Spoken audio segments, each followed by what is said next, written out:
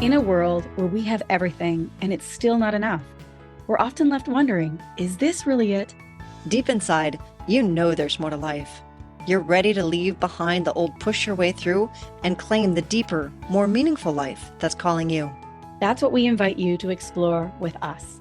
We're your hosts, Stephanie Allen and Maren. And this is the Soulful Leader Podcast. Yay! Do you ever find yourself waking up in the middle of the night, not able to sleep, thinking there must be more? Like the big existential questions are all in your head. When I say existential, I mean like the life questions. Why am I here? What is this all for? Why am I even doing this? You wake up and you're all about it, and then you finally get back to sleep, and 6 a.m. happens, the alarm goes off, you hit the alarm, and you're back in execution mode, right? And you can't think about all of that deep stuff that happened in the middle of the night. You just kind of shelve it. Or you wake up in the morning and you go, oh, I'm exhausted. I didn't sleep at all last night, because all you could do is think and worry and be concerned about what on God's earth name is this what life about? Like, right. There's just too much going on. And I don't feel like I've got the reins to be able to guide it. This is what we're talking about. Yeah. And I encounter that in my own life. Mm-hmm. There's a lot vying for attention, my attention. There is. There's a lot. And I could be used up everywhere, basically. So how do you discern? How do you go, well, what gives me meaning? Well, so I want to start with, there's a reason that you're waking up in the middle of the night. Something's trying to get your attention, right? A deeper part of you is trying to get your attention. A deeper part of me is trying to get my attention. So when I hit the alarm and I go into execution mode or poor me mode, or I'm overwhelmed mode, or all the modes that we're trained into, and we just are like, I can't even think about that right now. Essentially, you're telling that part of yourself, you are relegated to waking me up in the middle of the night. That's the only time you're ever going to get attention. So guess what? It's going to keep happening.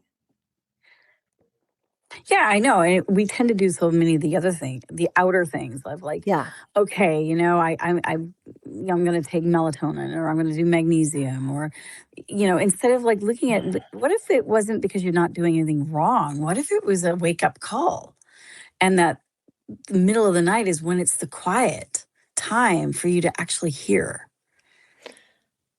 What if, a lot of us don't have a practice at that time? Yes. And that's even what it comes down to. Yeah, I love that you're pointing that out, right? We think there's something wrong with us and we need to fix it. So we go to the doctor and they give us a pill to fix it. Guess what? So it reminds me of a story. It reminds me of a story that this man who is a very spiritual man and very disciplined of getting up and doing his prayers every single morning, like all the time, like has never missed a beat.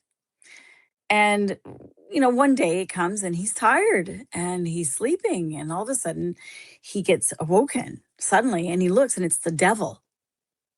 And the devil has woken him up to do his prayers. And he's like, well, this doesn't seem right. Why would the devil wake me up to do my prayers? You think the devil would let me sleep in so that I'm not praying for peace and I'm not praying for all the, health and well-being. And so he asked the devil, he's like, what on earth are you doing waking me up? Like, you of all people, I think you would have just let me sleep in and miss this. And the devil replies saying, but I know that if you missed getting up and doing your prayers, it would break your heart. And one tear would create world peace. And that's such a good teaching, because for me, what it means is like we think what we are doing is enough, but it's actually the pain, the suffering, the not sleeping at night, the aches and the pains, the heartbreaks, the longing for some meaning in our life that actually is what's waking us up. And that is what helps us drop in to ask more questions, to go more fiercely. So many people. Yeah.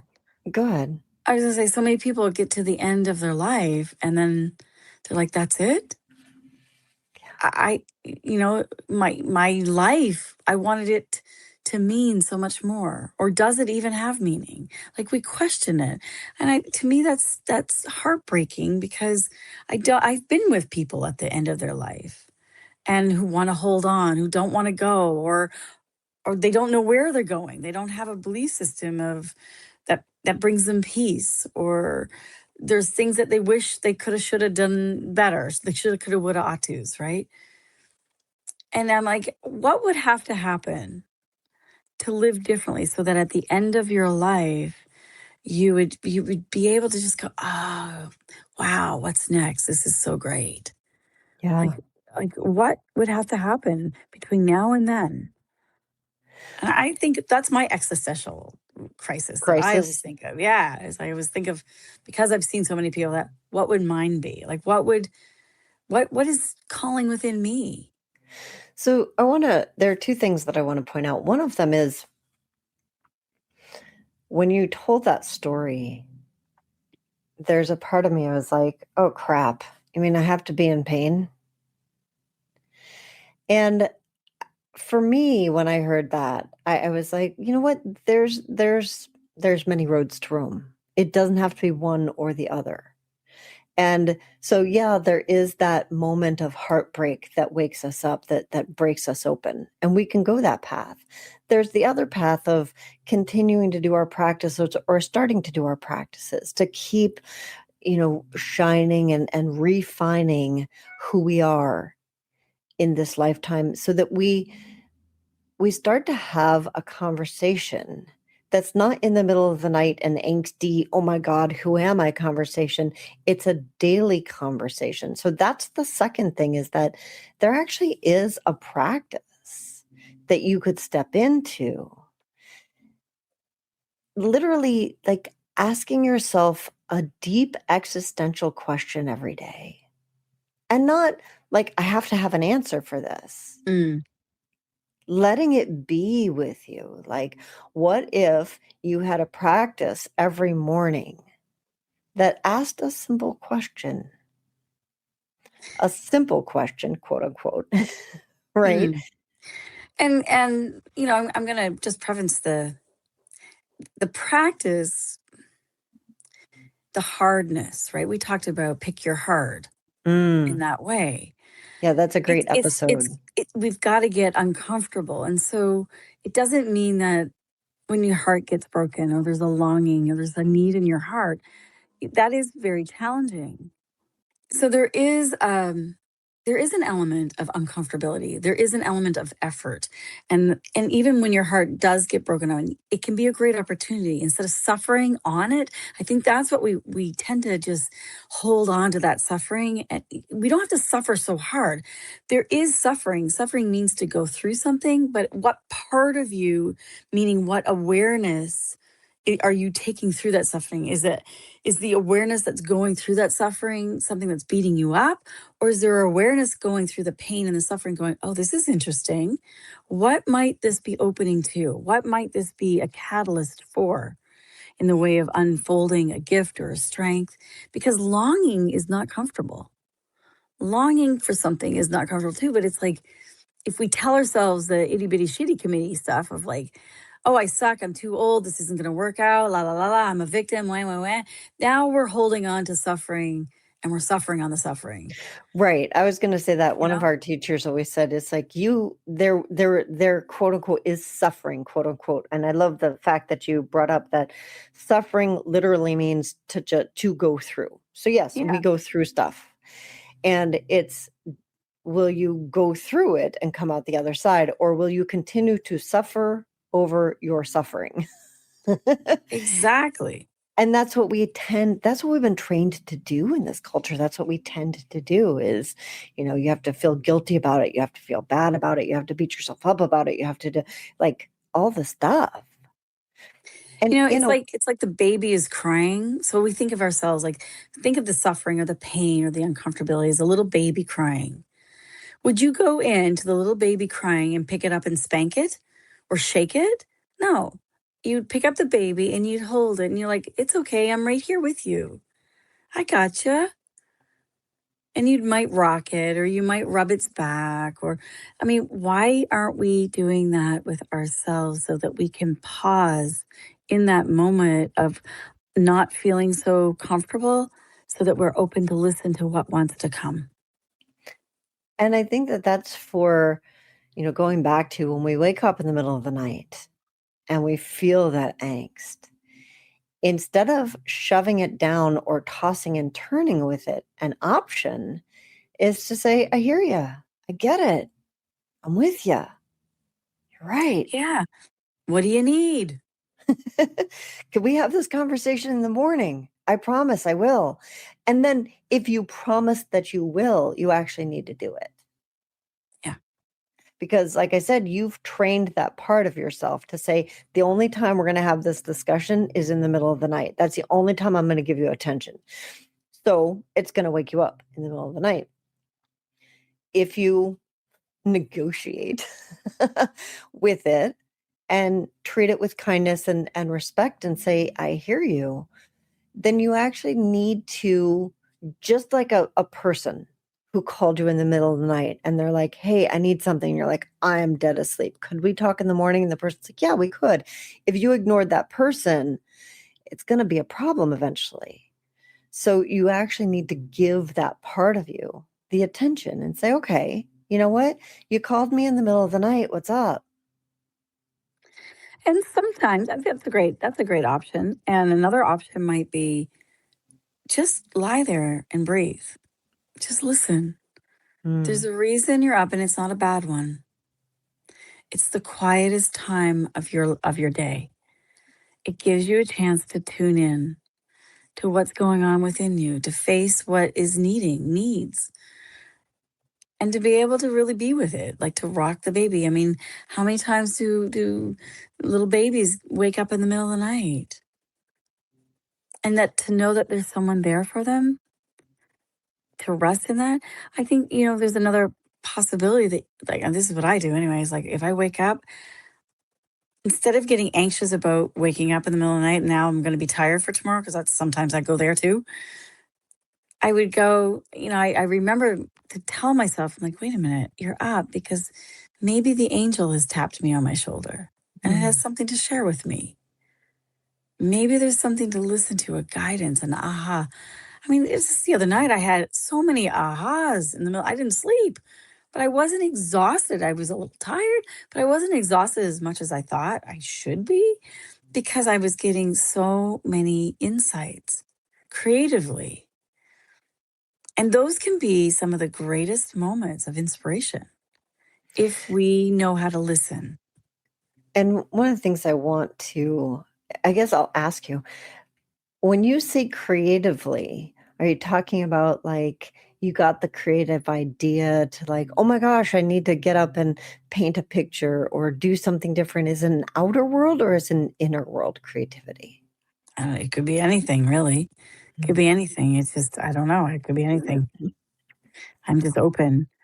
And often it has a lot to do with, maybe there's been a question in my heart for the last little while. And I'm lying there.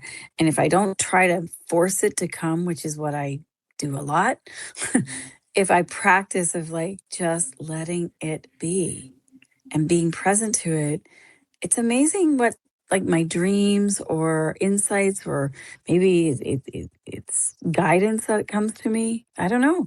It has a lot to do with the question that I might be living.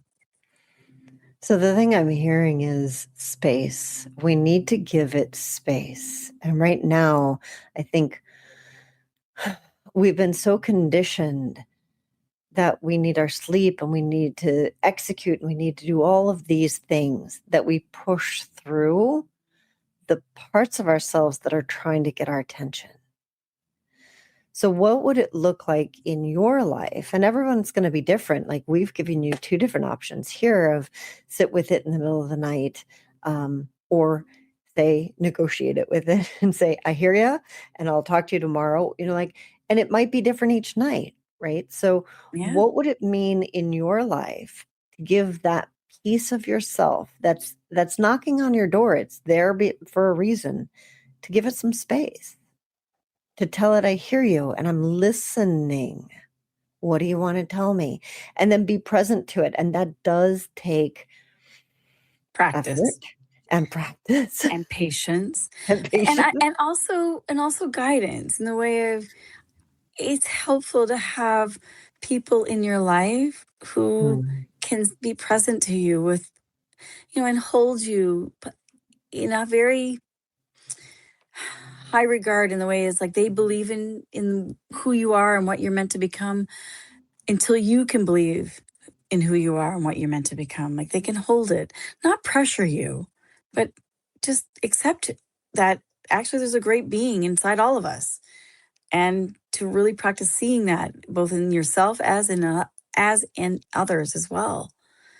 It's an interesting thing. So having a practice, having individuals around you that will hold you, and having a belief that you are amazing. There is a meaning and a purpose and a value and a worth that is locked in the treasure of your chest.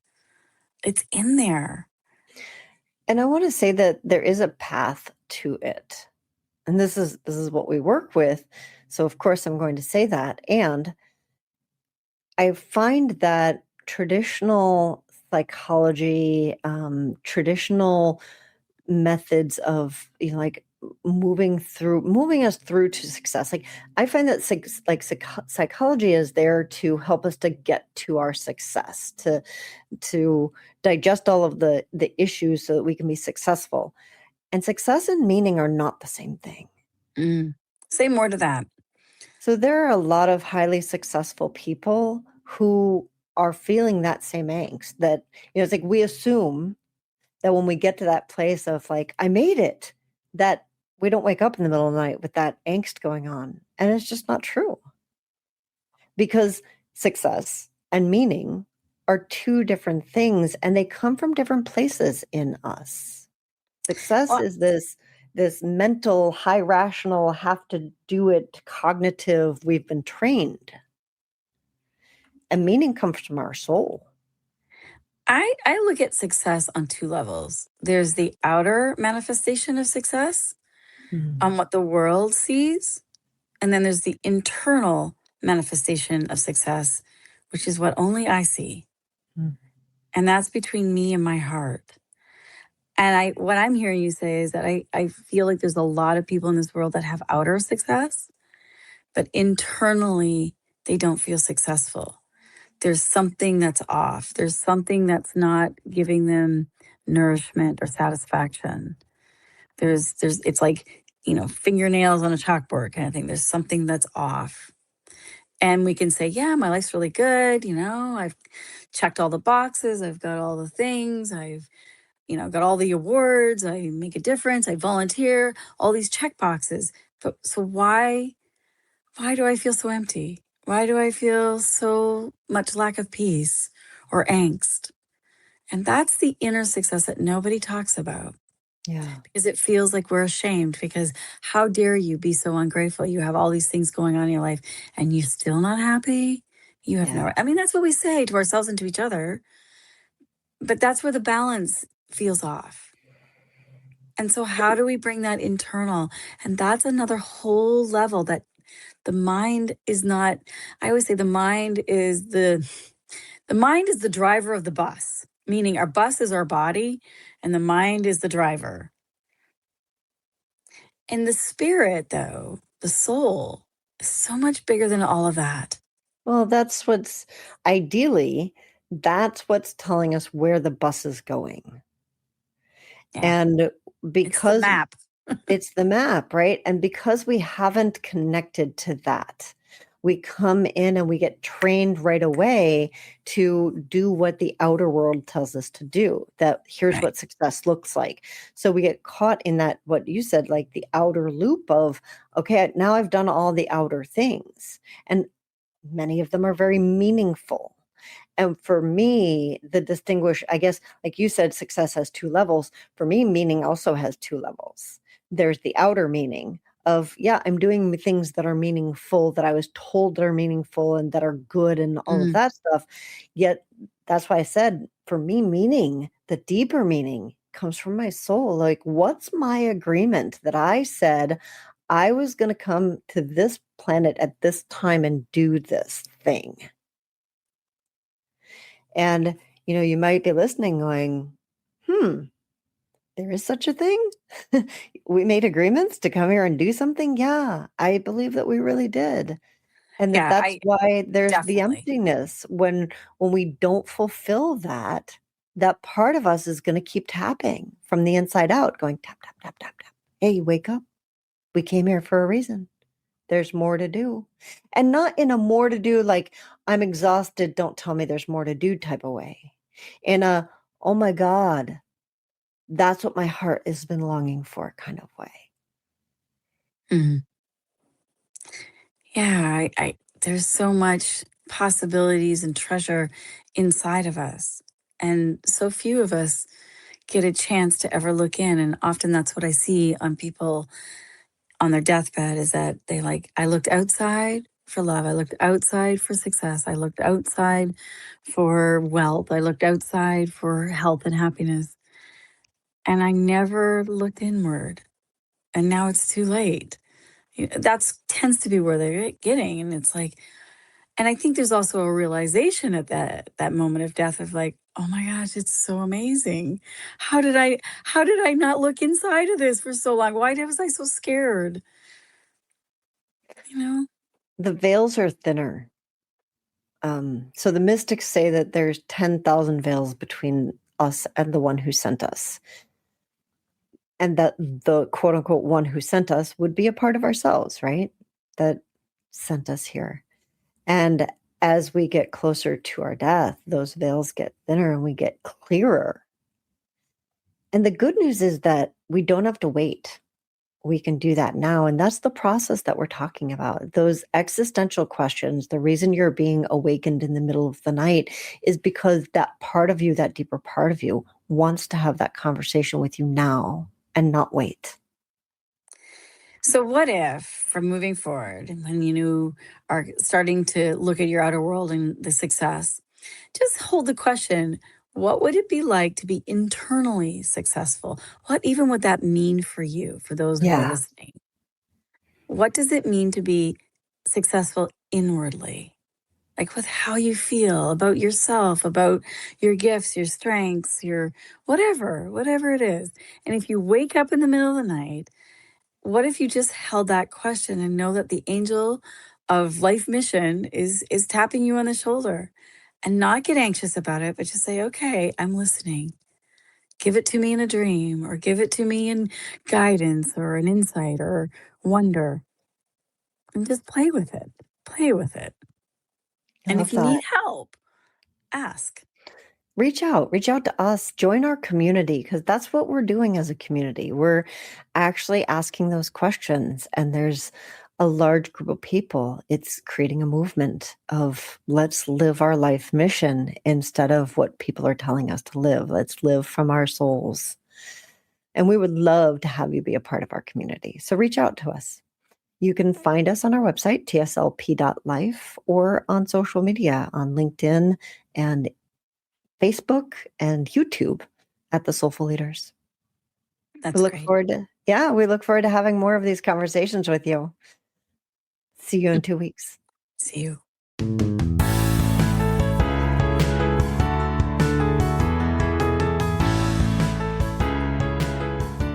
And that wraps up another episode of the Soulful Leader podcast with your hosts, Stephanie Allen and Maren Oslack. Thank you for listening. If you'd like to dive deeper, head over to our website at thesoulfulleaderpodcast.com. Until next time.